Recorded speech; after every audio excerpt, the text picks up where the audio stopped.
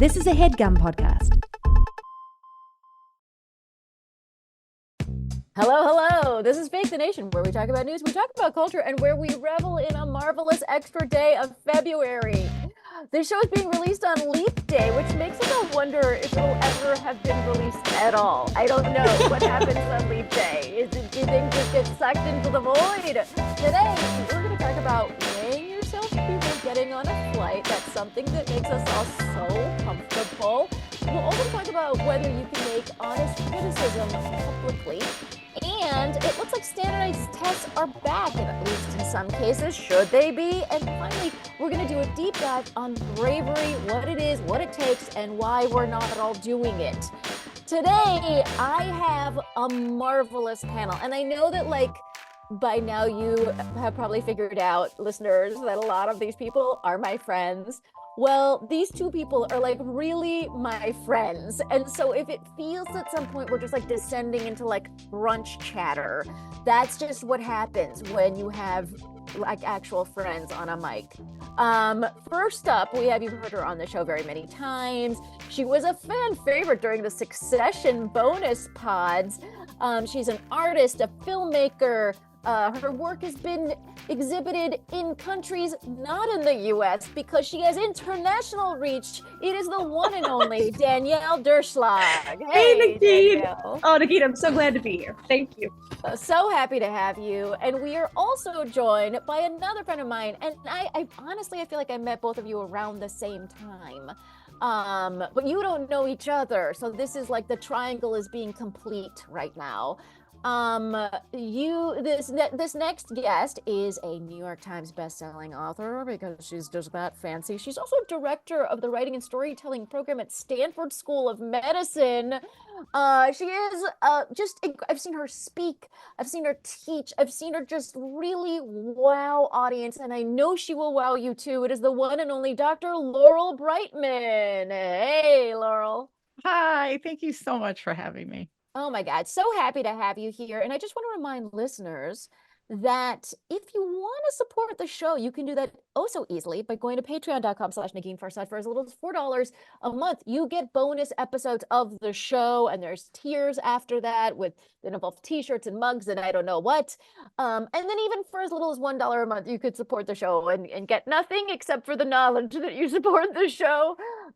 So don't forget to go to patreon.com/Negin Farsad.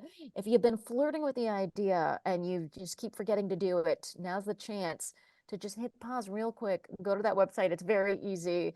And again, $4 is the cost of one of your coffees. So it's like you're buying a coffee for your favorite podcast. All right, let's get into it with topic number one.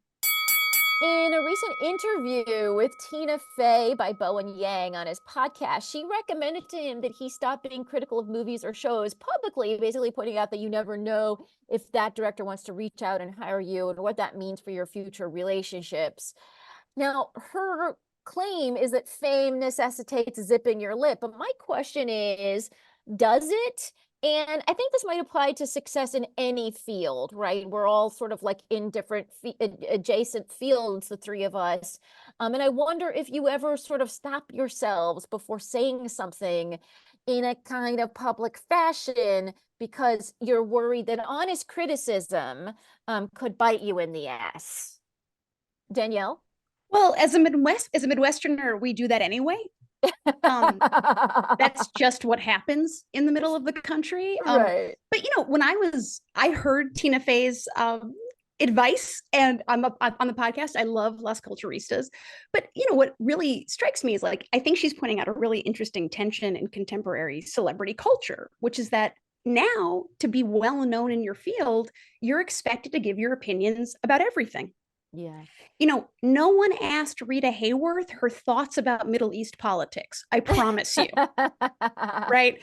But we now crave a level of knowledge of the people we admire. And it's not just major celebrities. It's your favorite journalist, right? It's an author who you really enjoy. We want to know what they think about everything. A girlfriend of mine recently said to me, "When did we all become senators?" Yes. When were we all suddenly legally required to give our public opinion about everything? And I do think it can be dangerous, but I also think if you don't play at all in that space, you're going to have a smaller following because people want to know what you think about a large set of matters. It's a tension right now in how we define success. Senator Brightman, your thoughts? I really feel, it's one of those things. All you want is for someone to care what you think, and then they start caring, and then it's very terrifying. Right. Correct. I totally agree. And I feel like, who am I to opine on matters of which I do not know? At the same time, I totally agree. I feel like what's weird now is like, I don't really care what Bed Bath and Beyond thinks, right? Like, Right, I right, think right. it's not even individuals that we only care about now. It's like, we want to know anthropology's take on the Middle East, Right. And so I do feel though, like I want to live in a world in which people aren't scared to share their opinions. And also that's such a delicate line to walk without hurting anyone and making other Mhm. people feel unsafe. And we live in a world in which currently the opinions are very, very shrill. Yes. So if you consider yourself moderate, even keeled, curious, I think it's even more important that you kind of wade into the fray and maybe don't share an opinion, but ask questions. It's funny, like you mentioned Las Culturistas, like I have a podcast. I'm not a famous person, but like I have enough, whatever in the world that like this, if I say something, I guess it could bite me in the ass later on. There's, podcasts like those Smart List guys have that podcast, Jason Bateman and Will Arnett and Sean Hayes, and then there's like the Dax Shepard. So there's celebrities with podcasts, and I have to be honest, I'm not a completist on any of those, so I don't know. Do they sit around not giving opinions about, like, you know what I mean? It seems like, what are you even gonna say if you're not gonna give opinions? I mean, but I also understand that they're probably like walking a fine line, right? Because they also work. They need, if they can't just be like, I thought Oppenheimer was a piece of shit. By the way, I did not think that, for the Christopher Nolans out there who subscribe to this podcast. But but like I'm sure they are not saying that because they do want Christopher Nolan to hire them on their next, movie. So I think it's a weird conundrum. We want everyone's opinion, but we also want to punish people for having opinions. Correct. And There's no way to win. There's No. no way to win. There's no Yeah. way to win. I think, and it's funny, there's like whatever, how many hundreds of hours of me with fucking opinions, right, on this goddamn show. And who knows what I do in my future? Maybe I do something in the political sphere, maybe whatever, like maybe I go into accounting. It's always been a dream of mine. And so I don't know what I'm gonna do, but I know that there's plenty of material with which to punish me. And I guess I just go for, I would say to Bowen Yang, you know what? Say what, I mean, there's too many things. You're already, it's the punish has happened. It's too late. Just Yeah. keep, Yeah. and if you don't like a movie, hey, that's okay. I mean, I don't think, like, is Christopher Nolan so thin-skinned that he can't handle a 2-bit podcaster having an opinion? I mean, I don't think so, right? I mean, I hope not, because I did think Oppenheimer was a piece of shit. So that was Danielle Durchslag, that's for the me. record, in That's case me. people do not recognize the difference in the voice. I Filmmaker want Danielle that job. Durchslag. Laurel and Negin, still hireable. Still hireable. Right. So I've destroyed myself just now. But I agree. First of all, I think Bowen Yang, whatever would happen already probably has happened, right? Because he's been exposed Yes. in his opinions for a long time. Yes. But also, quite frankly, I don't think, especially a person of his generation, can get away with not doing it. Because yes, authenticity, whatever that means, right, is the preferred brand right now for public facing people. So if you zip your lip, you're not in the conversation. Yeah, I almost think Tina Fey got famous a little early enough that she doesn't have to give her opinion on everything because it's just already built into her thing. That's like right. She just gets to be talented. Yeah. Laurel, what were you gonna say? I think, what's the worst thing that can happen if you only work with people you respect? I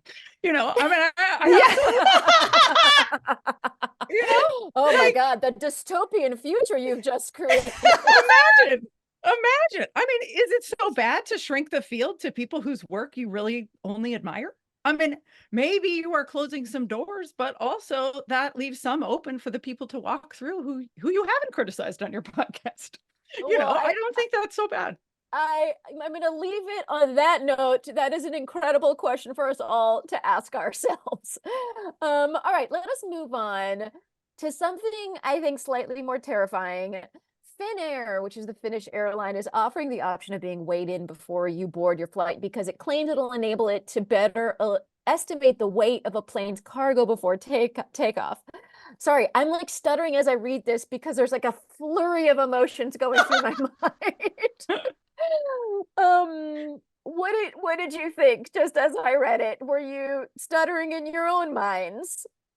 I couldn't believe flying could get worse. I mean, I Really? truly, and then I was like, okay, well, cool. This must come with like a bonus 25,000 kilometers or something on your Right. frequent Right. flyer account. And it didn't. It came with a free bag tag, which you probably still have to pay to check your damn bag. You know, I was just like, this couldn't get worse. I can't believe it keeps getting worse.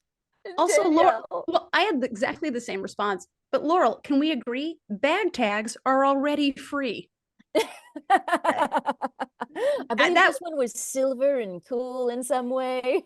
maybe, but so I think it's basically equivalent to terrorism. I can't believe it. I'm it's so not okay with me. What really fascinated me though, reading about it, is that right away 600 people signed up to be weighed. Yeah. Why? Like, Wait, so you're not, I guess, okay, I'm gonna say one thing, which is I didn't, for I guess my whole life, really take into consideration that the weight of a plane has something to do with whether or not it falls out of the fucking sky. You know, like I never thought about that until reading this article. And then I was like, I think we should all be weighed. I mean, I did have a moment of like, this is mortifying to my soul. Take me back to middle school, fucking take the calipers and grab the fat of my arm in front of everybody. Why don't you? Right? That is the feeling I had 100%. Such trauma. But I was also like, but like, if it means planes not falling out of the sky, that's kind of a nice Benny. Negin, have you witnessed a lot of planes that have fallen due to excessive chubbiness? I mean, I don't think it exists. And the reason why is because these airlines every 5 years take a kind of collective average of human right. weights, and that works. Right. So, like, that's why they don't fall out of the sky. For me, it's really interesting. Like, some people weigh themselves daily or weekly or whatever. I basically don't know that number unless I have a medical issue, Right, right. because I just feel like, as a woman trained to dislike our bodies by this culture and society, like, why do I need that information? The Yeah. idea that on a stressful flying day, I want that number in my head, absolutely not. No way. I will say this. I have to weigh Yes. myself all the time to fly. And What? because Why? my husband runs a salmon cannery in rural Alaska, and we're off the road system. And to get to and from the cannery, we have to go in these tiny, tiny planes. And very often they need to know your weight and the weight of all your bags and the groceries in with to be able to figure out how to evenly balance the plane. So it's less about like the plane being overweight and more about making sure that one side isn't heavier than the other and there's enough weight room for fuel and everything. And I'll tell you, the way to do it is not to do it by person. It's really not stressful because they load you and all your groceries and your stuff on the scale next to the check-in counter all at the exact same time. And so I Nice. So you never can Much know. better. yeah, Yeah, you can I'm be like, like, is it? it's that can of ragu. It's not me. Exactly. And by the way, I'm going to eat all the things on it Right. with me, Right. but I don't weigh that Obviously. yet. You know what I mean? It's like, oh, it's the 10-pound bag of Costco quinoa Right. that's really Wait, throwing this shit off. You know what I so mean? hold on. So they literally, it's a scale that's like large enough that you stand there with all of your groceries? Yes, often. Or sometimes they'll like weigh you and your carry-on, and then they'll weigh all of your check stuff separately. But you're almost never weighed without whatever you're carrying with you on the plane. And And that's then because that's how they should do it that right, that's how hair they too. should do it. I mean, how often do you make the joke, "Oh, my carry-on should go on Ozempic"? Do you make that joke? You should make that joke. I think it would be a really bad joke. I'm not sure if that's the crowd, Negin. I don't know. All right. I feel like we all need to sort of like recover from this segment because a lot of trauma was unleashed by talking about this. So let's take a quick break. Let's learn about our sponsors, and then when we come back, we'll continue the show. And we are back, and we're ready for topic number 2.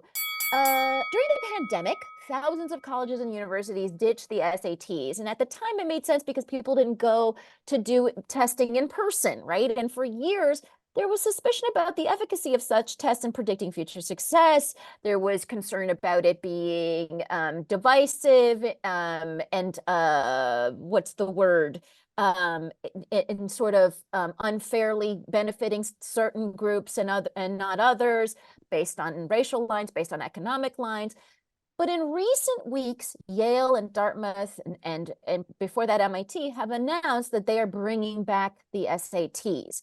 Now, let's just first talk about your position on the SATs, even before the pandemic, before they ditched the SATs. What were your feelings about them? Well, I was diagnosed with a learning disability when I was a kid, and I was a really bad tester always. The college that I got into, which I loved, I was their lowest score. So at the time, they What do you mean? How do you know that? No, wait, let me finish. So they gave a range of what scores were acceptable. I was that bottom number. And that's like being weighed at thin air. Totally. And just to say, I'm not trying to brag here, but I did great at that college. I graduated magna cum laude, right? So like clearly for me, that test was in no way an indicator of my future success. I have read in the past about unbelievably classist and even racist questions that show up on these tests. And through my own experience, I'm not a fan, but I also think they're such a blunt tool and often a politically divisive one to judge human capacity for learning. So through my personal experience, absolutely not a fan. Laurel, now you have maybe have a particular position on this because you are you teach at a university. Yes, that is still not requiring the SAT. Yeah.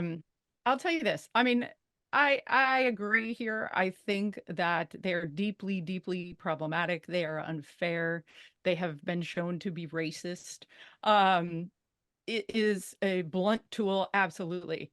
It's also cheaper and more accessible to hack your way into a good SAT score than it is to pay someone to make a fake professional athlete thing for you, or pay off a crew coach, or donate a library.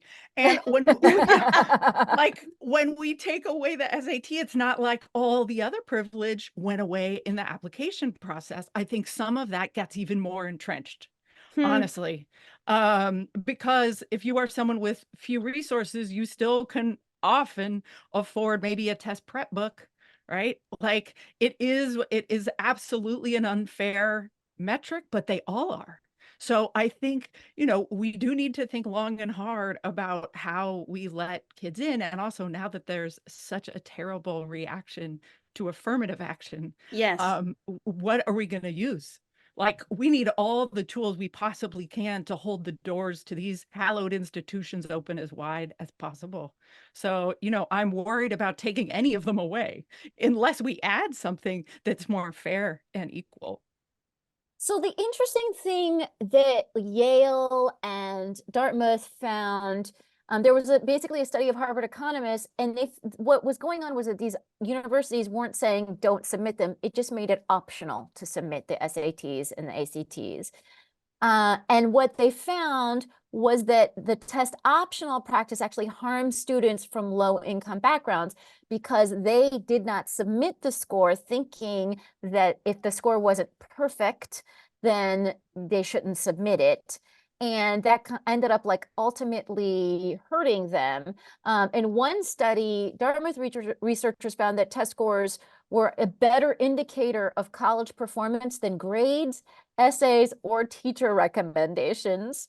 And all of this for me too, I mean, because I was kind of with you guys where I was like, I felt a certain way about the SATs, A, because I had immigrant parents, and B, because I was living in the desert of Southern California. And I remember, seeing an example of a test question that was like about regatta or something. And I was Right. literally like, what the fuck is regatta? You know what I mean? And it might not have been Pasta? regatta, but it was Yeah. something like that, right? Yeah, exactly. And so these things were so that, especially then, I think probably the test is a little smarter now than it was then, but it felt really alienating on some of those things. And also, like you, Danielle, I mean, I got a good enough score that I did go into an Ivy League school, but like I also felt like it was my Achilles heel. Like I could do perfectly in so many things, Right. but I could not do well, which is the other interesting thing that's happening. I think at one of these schools, I think it's at Yale, they're accepting if you don't do the SATs, you can submit your AP scores. Now, the AP scores to me is like a different kind of beast because if you're a strong writer, it will showcase that, you know what I mean? Correct. And I, again, like not as a rag, was really good with my AP tests. And so I can see that like having that like the SAT is the creme de la creme of tests feels wrong to me. The idea that we should allow other tests to also have that same level of importance, like an AP exam, feels a little bit better to me. And I think like, the hacking that you're talking about, Laurel, is like you're right. It's like it's so much more to take the test and maybe even to do like as I did, I remember I took one of these like little seminars. It was like a day-long seminar on like how to, you know, do well on the SAT. Obviously, like my parents had to pay for that and all that stuff. So I'm lucky enough that I could do that. But even that was a little bit more, again, accessible than what you're talking about, which is these kinds of sports that you have to be involved in, which are incredibly expensive. You have to travel, you have to buy, costumes, have to buy costumes for sports, um, all of that stuff. So I feel like it does make it, really difficult. Is there a metric in your, you know, Laurel, as a professor that you feel like you wish you knew about your students? Like, is there something that we're like missing entirely when it comes to admissions? Yeah, I think the struggle index, 100%, Hmm.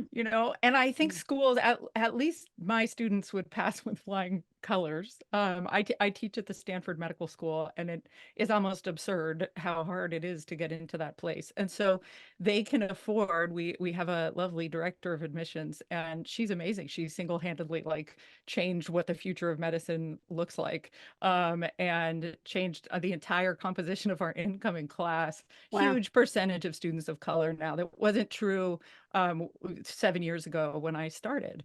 And one thing that I know she looks for is students who have faced challenges and live with them. I don't want to say overcome them because I don't think we do that.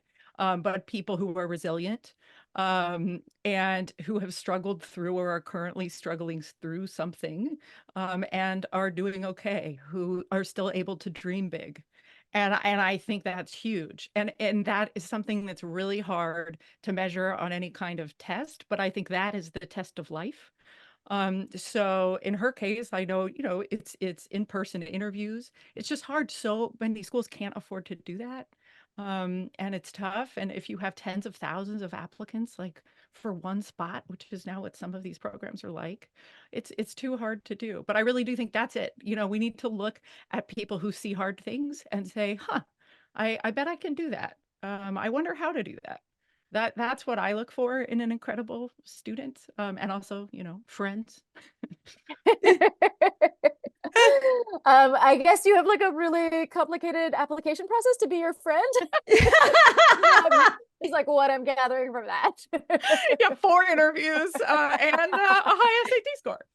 All right, folks, let me know, what do you think about this trend to maybe go back? By the way, just because these few schools are now taking the SATs, that does not mean that several thousand schools are not. I mean, they're still not taking them. So they're still test optional. So let me know, what do you think? Do you have a kid that's going into school? Is this an issue for you? Are you going to submit this score? Are you not going to submit the score? I'm dying to hear from you. Now, let's get into a real quick topic number 2.5. That's right, the irregularly numbered topic number 2.5, because I just wanted to get a quick little dose of politics this week as we pour one out for Nikki Haley, who lost again, but this time in her home state of South Carolina. She won 40% of the vote, but Trump did win all of the other ones. So I just wonder, Danielle, she's going to stay in the race. She's got another week to Super Tuesday, and I don't think it's unreasonable to stay in the race. I don't know, what do you think at this point in time just about the political picture? Well, you'll be shocked to learn, Negin, that I'm not a Nikki Haley fan. Uh-huh. But I have to say, actually, and she said some things recently that are just ethically repugnant. You know, she claimed in her last speech, she said a lot of shitty things, true things about Donald Trump, and then she said, but of course Joe Biden would be more dangerous, right? So I don't trust her to completely be ethical in her public presentation. That said, from what I can see of the right-wing infosphere, which obviously I have a very narrow view into because it's not my information bubble, she's the only major Republican voice who is publicly and clearly, and in my opinion, far too late on this, but she's doing it now, actually saying Donald Trump is a bigoted maniac. They don't hear that from people on their side. So there's no chance she's going to win. She's not going to get the nomination. I'm insulted and offended by some of what she says, but I'm still glad she's in the game, actually, because for the Republican audience that she's reaching, she's one of one right now who's willing and able to criticize Trump honestly. I think that's good for democracy in the Republic. Laurel? I absolutely agree. Absolutely agree. I know we're going to talk about bravery today, but I think this is proof of it. I agree. I find much of what she says repugnant and horrific, but I also think she is not scared of saying what she thinks and criticizing someone very, very popular inside of her party. And that is so sad that it is so rare. I like Lisa Murkowski from Alaska for the same reason, but there's so few Republicans who are willing to come forward, and they're going home, sitting at dinner and complaining to the people around them, but they're just not brave enough to say it publicly. And so I'm super grateful for that. And I hope she stays in until the last damn minute or second, so we can hear it as much as possible. At least her constituency can hear it for as long as possible. And again, if Mitt Romney is any reminder to us, he has to spend, oh my God, I can't remember the number, but it's some ridiculous several gajillion dollars a day. I think it's $5,000 a day. Yeah, there it is. Yeah, $5,000 a day on security, because he speaks out against Trump, so Yeah. so it is a notable act of bravery, which we will talk about in the next segment. I also want to point out that Biden did win the Michigan primary. The final tally is at 81.1%. The people who voted uncommitted, which I believe is the kind of like protest vote from a lot of the Arab Americans in Michigan, came in at 13.3%, which I'm not, I don't know how troubling that is for Biden, but I don't know. Do you have any thoughts on that, Danielle? I think the Biden administration and really the Democratic Party in general has done a phenomenally terrible job of understanding the power of the Muslim vote in this country. I think, frankly, they've been surprised that the millions of Muslim families who live in this country and contribute so much don't support killing tens of thousands of Muslims and aiding and abetting that. The fact that that's a surprise, I think, is really disappointing. And from what I've heard, Biden has sent some of his folks to Michigan, where there's a very large Muslim population, and they're saying sorry for their messaging, but they're not changing what they're doing. It's way too little too late. And so I think they really made a problem for themselves. They didn't have to. Personally, I absolutely support and want a ceasefire. I think a lot of the left is there, and Biden has not supported that at the level he needs to guarantee Muslim support. And I get it. Why would you want to vote for someone who's supporting, in my view, a genocide against your people? So the fact that that has caught them off guard, I think speaks to them really being behind the ball on where the nation is, not only politically, but frankly, demographically. Laurel, do you have any thoughts on Biden's win, but win with a caveat of uncommitted? I agree. I think that his mention of like the word that what was that phrase he said when he was talking about the genocide? I agree with you, that it's troubling, right? we need didn't he say Israel is a little over the top? Yeah, exactly, right. I mean, we need more than that. We need more Right, than right, that, right, and right, clearly right. that 13% needs more than that. Yeah. Right. And I think again, we need a leader who's not scared. I'm guessing he agrees, right? We Yeah. need a leader who is not scared to say it. Bravery. Yep. And the community of nations, by the way, could also use Biden agreeing with them because they mostly agree on that. And it is the United States that tends to be a holdout when it comes to United Nations votes on these issues. All right, folks, let us move on to topic number 3. So Laurel, we're going to talk a little bit about your book. Laurel wrote this wonderful, wonderful book called What Looks Like Bravery, an epic journey from loss to love. And, by the way, it's a beautiful book. I urge everyone to read it like today, immediately go to your local bookseller and buy it. And I just want to take a minute to scratch the surface on bravery. First, talk to me about how you came to focus on bravery in writing this book. Like, did that, where did that come from? Well, I think I grew up like a lot of us thinking that bravery meant one thing. And for me, I thought it meant like hurling myself at the world, at stuff that scared me. Mm-hmm. Whether that was moving to Alaska and studying grizzly bears, or I thought I wanted to be a fisheries biologist for a while. So at like 18, I went to the Amazon by myself and tried to secure grant money and floated these riverboats up and down the Amazon. And I wasn't even old enough to drink yet, and to me that felt like this sort of like Indiana Jones-ish version of bravery.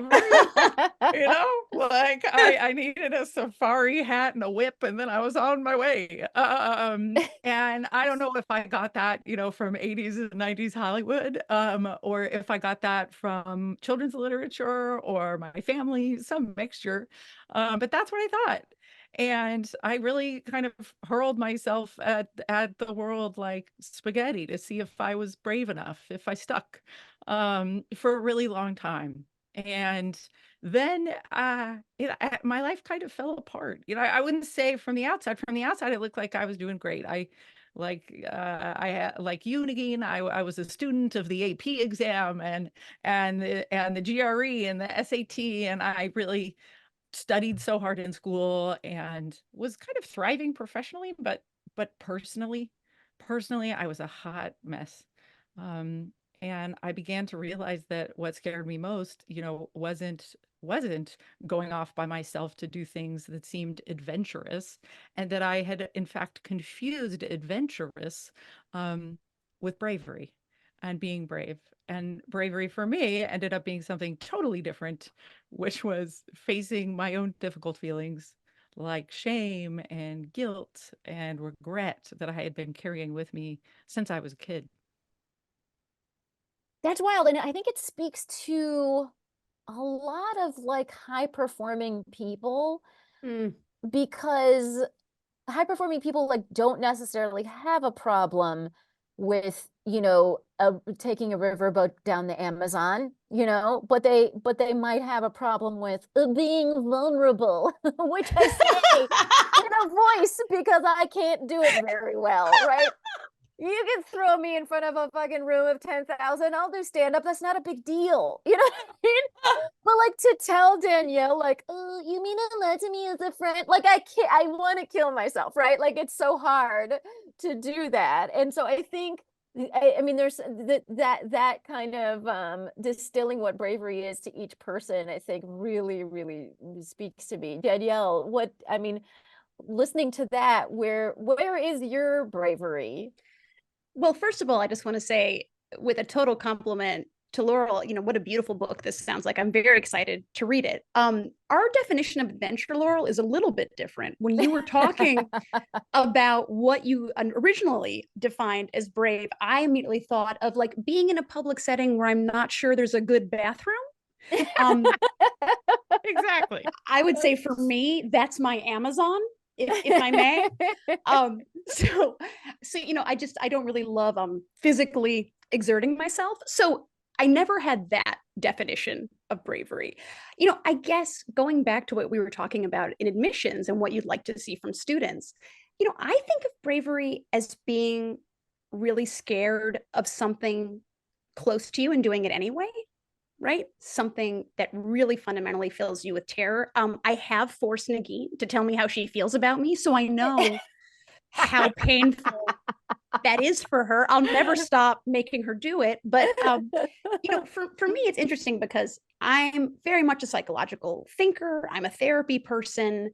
Sharing my interior landscape is not particularly challenging for me. That I think Negin has been a very generous receptacle for many of those comments I've made over the years. But I will say, bravery is something that I have a hard time owning, even when I've been brave. So for example, I didn't go to film school. I started making films after taking like a continuing education class and just having loved cinema all my life. And on that first film set, I made a movie that I was proud of. And I was sitting in therapy, and my therapist said, "This is something brave. You really did something brave." And I found it extremely hard to metabolize or own that idea because, human brains, unfortunately, are designed for comparison. So compared to being on the Amazon in a boat when you aren't old enough to drink, it doesn't sound particularly brave to ask the actress Judy Kuhn for another shot, right? It just doesn't. I think the challenge for a lot of us is owning and feeling pride comfortably in the bravery in the context of our life versus comparing other lives. That's where it gets tricky for me, and I think for a lot of people. Well, now you don't need to read the book. Because I wish we'd met sooner, because literally it took me like 15 years to learn that lesson for myself, maybe longer, right? Which is that like fear is unique to all of us. What makes us anxious, what fills us with dread is unique to all of us, and therefore too is what makes us feel brave. And that you can't be courageous or brave if you're not terrified of something. And so we all get a million chances a day, whether it's, using a bathroom in a public place, speaking to 5,000 people, or just telling someone you love that you love them, which, Negin, I'm with you, that is still the worst, worst thing. I will do anything. I will do anything more, like falling in love, adding my husband to my favorites list on my phone, even that.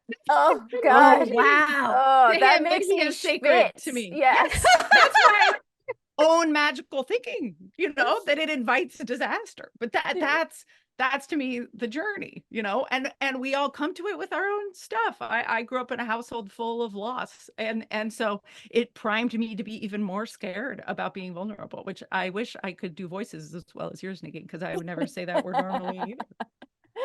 Well, I also think the interesting thing, like Danielle, off of your point, which is that thing of like bravery is also sometimes like this accolade that we give to people. And like I'm fixing to do another project which will put me in the crosshairs of like the, you know, of conservatives, but also whatever the left and basically everyone. And I was talking to friends about it and they were like, wow, that sounds really scary. You're really brave. And I was like, no, I'm not. Get the fuck out of here. Like also just like that I sort of like think of bravery as like it belongs to Indiana Jones. It doesn't belong to me. You know what I mean? Like Right. Yeah. what could little old me with my lipstick and my red glasses be doing with bravery? It doesn't make sense. And so it is also something that I've been unable to own as like as the accolade, whatever that people want to bestow. Laurel, you know, I actually you know, read a piece where you sort of summarize some of the key takeaways in your book, and one of them was really striking to me, and it was about guilt. And you write that guilt is only helpful once. Can you explain that? Sure. I wish this was my own insight I could claim, but I was merely a reporter. This comes from like the most badass birder I've ever met. She is in her late 60s or so, and she lives in the Aleutian Islands in the middle of the Bering Sea. And her husband died, and she continued to go out on her boat to their fishing cabin that's off the grid by herself for days at a time. One time she got stuck there, had to walk like 20 miles over land back to town. And you know, I was telling her like, you know, how brave I thought she was and everything else. And I just love getting her wisdom. And I was asking if she had any regrets around her life or the end of the life of her husband, because I have had lots of regrets about the deaths of people close to me. Did I do it wrong? Did I say the goodbye right? Was I late? All of these different things. And she could see I was really suffering. And she said, you know, Laurel, I think guilt is only helpful once, in the very first moment that you have it, where you say to yourself, huh, I wish I had done that differently. Next time I should do that differently. And then after that, you should let go of it. Let it teach you Wild. the Yeah. lesson once. After that, you're just using it to bludgeon yourself. Right. So you're saying though, because my method is usually like experience guilt once plus 300 additional times. That's Right. usually my Yep. general Yep. mode. Same. And you're saying that calculation is incorrect. Yes. I mean, I do that? No. Do do I aspire to that? Absolutely. You Yeah. know, I think it's so wise. Guilt is a tool, guilt is a teacher. It is not a state in which we should live. Oh, Woo. that blows my mind. Can I just say something I'm observing? Like, with the two of you citing Indiana Jones as sort of our collective, it's really clear when we were born, ladies. Yeah. With the two of you citing Indiana Jones as sort of this, you know, more general idea of bravery, and that being about physical action and, you know, physical, you know, lack of fear, I'm really struck at how gendered this conversation feels to Yes. me, because our definition of bravery classically is frankly about classically male behavior we've seen on screen, right? Well, at least as kids of the 80s, who we saw on screen being brave was certainly men, much more so than women, in physical, adventurous ways. We're talking here about interior bravery. So it also strikes me that it's not only that I love the redefining you're doing, Laurel, I do, but also it seems to me that it's a much more encompassing, comprehensive definition for folks who might not have any physical, you know, adventurousness. Speaking for a friend, right? Right. So I also love that we're shifting from something that feels really classically masculine, and we're shifting it towards something that really can work for anybody. I think that's powerful. Agree. And I think we should also use it to reevaluate history. Like if you go into a bookstore now, often if you look at like the, you know, the sort of coffee table or like gifty book version of like brave women in history, right? It's the women who did the big firsts, Right. which is great. Like I don't want to take away anything from the first female astronauts or Amelia Earhart or anyone who like did a thing. You know what I mean? Like that, it is hard. It was Yeah. brave. But also we should have so many more of those books. And they should feature all kinds of people. But I totally agree with you. It's a gendered paradigm. Yeah. It And just it's Yeah. funny hasn't that, done. someone like Indiana Jones, this fucking fictional character, is so lodged in my brain in that way. Cause I could have also said like Aaron Brockovich or something, right? But that's not necessarily like the thing that we've ascribed as being brave, even though that was brave. Her story is incredibly brave. I was more And of a Crocodile Dundee person myself, but to each their own. Laurel, are there any final thoughts you want listeners to leave listeners with about bravery? Oh, that they have it already. I think that's the other thing. I wish I could go back in time and tell my younger self, like, why did I think I had so much to prove? You know, Mm. Ooh, like yeah. it's not something we need to go test out in the world. It's really not. I think that is such an important thing. I wish we can all internalize. That was beautiful. Let's move on to this final topic. I'm just going to reintroduce you guys because we're going to use this for a vacation episode or a bonus episode. Here we go. And next topic. Today, I'm joined by the wonderful artist and filmmaker, Danielle Durchslag. Hey, Danielle. Hey, Negin. I'm also joined by New York Times bestselling author and director of the Writing and Storytelling program at Stanford School of Medicine. It's Dr. Laurel Braitman. Hey, Laurel. Hi. So today, we're going to talk a little bit about book reading because I have some really, I don't know, are they shocking? They might be shocking. But there was a recent YouGov poll that came out that basically pointed out that 46% of American adults finished 0 books last year. Oh, 5% read just one. just- And so if you read more than 2 books in 2023, you're officially in the top half of US adults. So, I mean, how many books did you guys read? There's some time for really just laying it all bare, okay, you guys. How many books did you read last year, and did these numbers surprise you?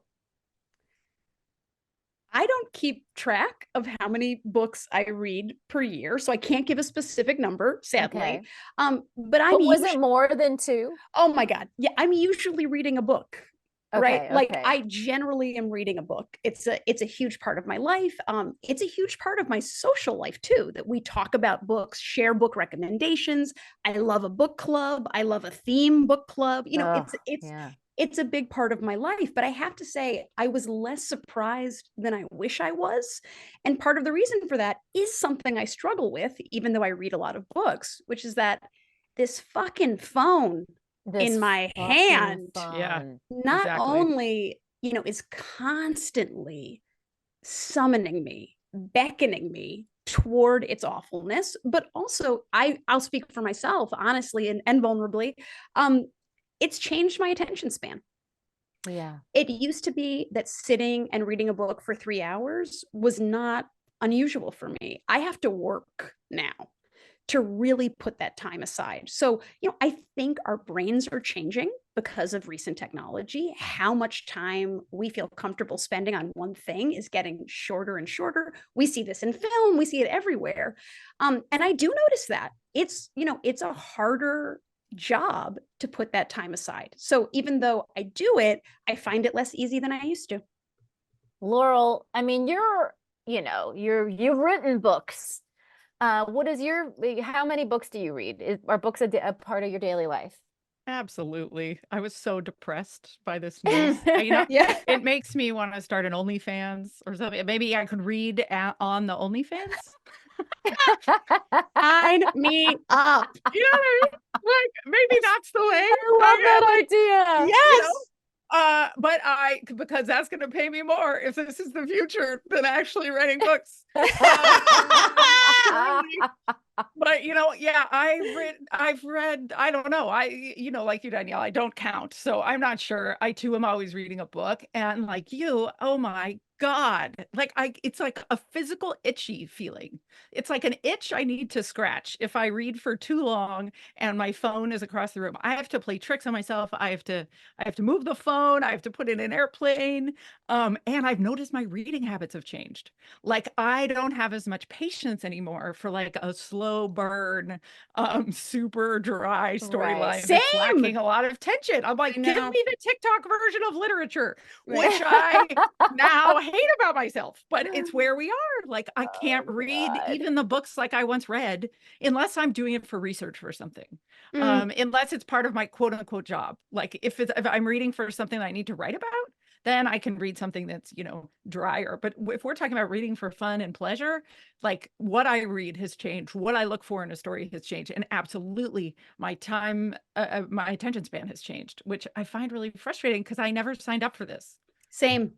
Oh, okay. So you guys actually, I think, are doing such a tremendous job, and that books are still a really regular part of your life. I am going to be the stand-in for the rest of America, um, because I probably read 3 books last year.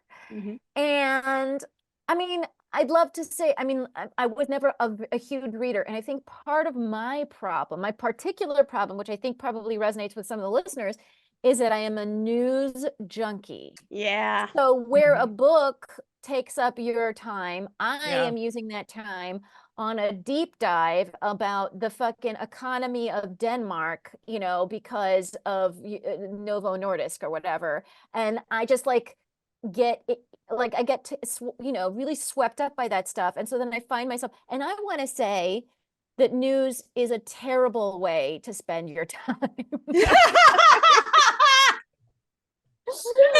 like I have this podcast, so I need to like know a Yeah. couple of things, right? I need to Yeah. be able to like have a general understanding of a lot of stuff happening in the political world and in the cultural world. And I hope whatever listeners can fucking dump on me later, but like I try to do that and have a decent grasp on all those things.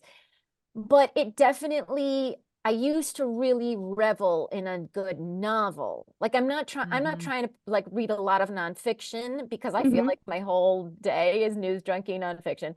But I used to really get into a novel, and now I'll like give a novel a couple of chapters and I'll be like, this isn't grabbing me, and it's Mhm. over. So I have a graveyard. So it's like I completed a few books, but I have a graveyard of like other of books that I only gave a couple of chapters and didn't complete. And I wonder, like, if I had completed them, did I, is one of those books like the best book I've ever read in my entire life? And I'm never gonna know, you know what I mean? Because Mm. I didn't have the patience to get Probably not. through it. You know what? Probably not. I just Probably. feel like your book is gonna grab you. It's like we're saying, like your taste has changed too. You just might not have admitted it yet. You know, like there's probably some stuff out there that is gonna grab you. You just might, not have stumbled into that like news junkie, softcore, romanticy section.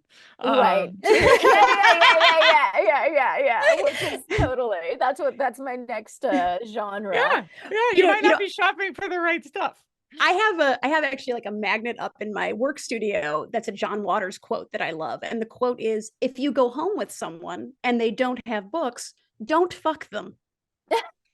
Um, you know, Such good advice. such good advice because and part of I think why that quote really resonates with me, obviously I'm an old person, I'm 43, but at this age I can say when in my 20s when I was dating a whole slew of ne'er-do-wells, part of how I figured out who sort of seemed like a good idea was looking at their bookcase. Hmm.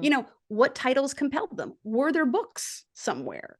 I think it's a bummer to me. I still love a physical book. I don't know about you too, but like if I'm going to read a book, I want it to be physical. I find it much more satisfying. And it's kind of a bummer to me that we don't have as much of a culture where you can see people's reading appetite publicly displayed in the home because a lot of folks just do it on some kind of device. I also think it's a beautiful way to communicate who you are in your space.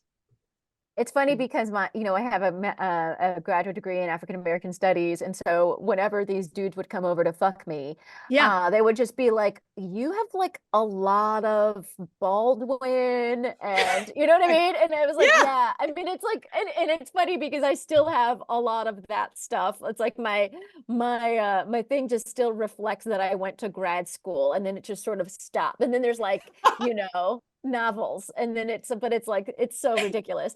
um I was going to say, Danielle, to your point, 42% of us actually still read physical books, compared to 22% who read digital books and 19% who read audiobooks. So digital books, I think, you'll be happy to know we're still not Mm. the creme de la creme of the reading experience. Now, let me ask you guys about audiobooks. Does it count if you heard the book? I say yes. I say yes. I say yes. And listen, if only we gotta get more people reading. So I don't think we are in the position to discount any form of book consumption, personally. And the money goes into the author's pocket and the publisher's pocket. I mean, they're sitting there, they're consuming the story. I think they count. That's just my vote. Danielle. I absolutely agree. And interestingly, I'm curious if other people have this, but I choose different kinds of books for my audiobooks. Like my Yes. Mm. audiobooks Yes. tend to be like a juicy celebrity memoir. I know I'm going to be on an airplane. Like I think of them more as kind of candy for me. I absolutely believe that it counts. Any form of reading that speaks to you is right. But here's my question about it. Mm. It's a grammar question. Do you say I read the book? Do Yeah. you say Yes. I heard the book? That Yes. is still a thing I Yeah, that's don't still that's know. still an issue. Yeah, Yeah. yeah. Yes. I mean, People there do is a something, it qualifier. feels, I think the thing there's something about audiobooks that makes me feel like you're getting away with something because you could do your laundry, you know what I mean? And that's Right. like, hey, come on, you're not supposed to be able to fucking do your laundry. Like I get a little, but at the same, but also I want to also say that with this wonderful voice of mine, I've actually narrated 7 audiobooks. So like I'm actually in the like I Yes. obviously, and there is something like there is like a Zen state that I enter, like and I also narrated my own book that I wrote. What's sad is there's going to be a point where I will have written more books in a year than I read. But I do think there's like a Zen state as a narrator that I enter, like doing that job, that's like oddly satisfying. And I think that like if you are an audiobook consumer and you're listening, I'm not saying I'm any good at it, but like if there's narrators that you find are like good, I think it kind of puts you in a state and maybe helps your mood and maybe helps your relaxation. Like there's something that can happen there that's not necessarily going to happen when you're reading yourself. Yeah. And also, I remember talking to someone at Audible, the company that does a lot of audiobooks, obviously, and they were saying to me that storytelling, like verbal storytelling, is much, much, much, much older than writing. Right. You know this anthropologically, Laurel, and so there's something very human about hearing a book, about Mm. hearing a story, and it goes to, and it's so much more human than actually reading, which is something that we all had to learn. It's not intuitive. So I talked myself into really giving audiobook people a nice long leash. Keep doing what you're doing. Let's just end this. Is there like on a quick recommendation, is there anything you're reading right now that you think people should read? Oh yeah, I just finished yesterday a novel called Rouge, and it's sort of like dark fairy tale meets Eyes Wide Shut meets feminism. I enjoyed it. Ooh, okay, Laurel, that sounds great. I have a nonfiction recommendation, and full disclosure, I am only on the first page, so I can't quite yet say how good it is, but I'm really interested in the topic. It's All in Her Head by Dr. Elizabeth Cohen, and it's a narrative nonfiction book about women's pain. Oh wow. Ooh. I'm Um, excited. I am currently reading a book that so far I've not thrown it out. It's called The Midcoast by author Adam White. And I got it because I was just chatting with a barista and they were selling some books at this coffee shop.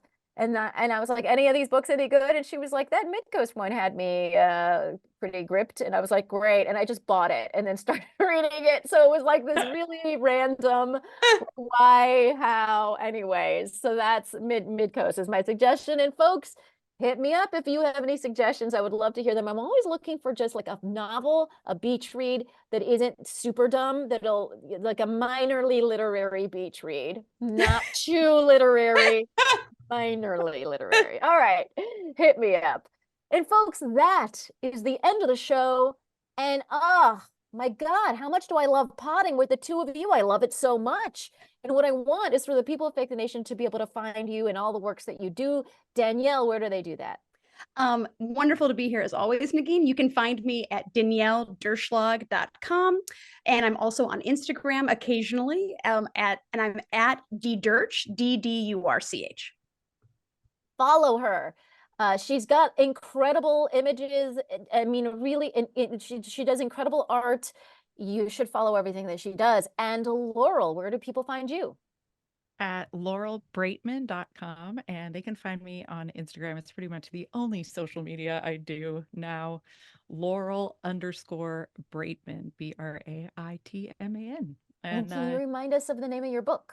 Absolutely. What Looks Like Bravery, an epic journey from loss to love. And it's everywhere books are sold. And I did the audiobook, weirdly. Hey, yeah. So not as sexily as you would have done, Nikki, but I did do it. Oh, folks. All right, that is the end of the show. I want to thank everyone who makes the show a possibility. That's our wonderful producer, Andrew McGuire. Thanks to everyone at HeadGum for making the show happen. Thanks to Gabi Alter for our theme music. If you have any questions or concerns, you can email us at fakethenationpodcast@gmail.com. As David did, our listener last week. By the way, David, your message has gotten me so many messages of people like really enjoying that discussion. So thank you so much. And if any of you have any thoughts like David's, I am here for you. Reach out. And otherwise, just a quick reminder to rate and review the show. We're coming up on 400 episodes of this ridiculous show. Wow. So if you have a friend that does not subscribe to Fake the Nation, tell your friend, grab their phone from them and subscribe. Make it happen. Let people know. Like us, review us on any of the platforms where you get your podcast, because it really helps this show that is going to be 400 episodes old very, very soon. Thanks everybody, and we will be back in your earballs next week. That was a HeadGum podcast.